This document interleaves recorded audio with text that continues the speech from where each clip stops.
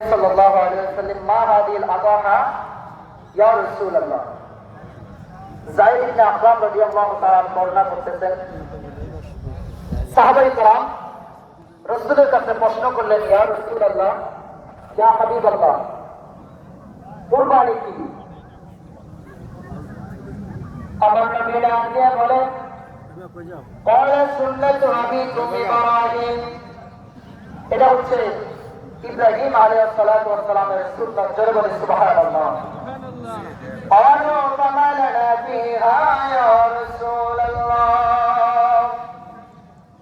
সাহাবায়ে কেরাম আবার আরজ করলেন, ইয়া রাসূলুল্লাহ, ইয়া হাবিবাল্লাহ, নবী গো, এতে আমাদের কি ফায়দা রয়েছে, কি উপকার রয়েছে? আমার রাসূল করিম সাল্লাল্লাহু তাআলা আলাইহি ওয়াসাল্লাম ডাক দিয়ে বলে যে এর বিনিময়ে ওই শরীরের মধ্যে ওই পশুর ভিতরে যতগুলো পশম রয়েছে, প্রত্যেকটা পশমের বদলতে আল্লাহ পাক তোমাকে একটা একটা করে নেকি দান করবে। জোরে বলি সুবহানাল্লাহ।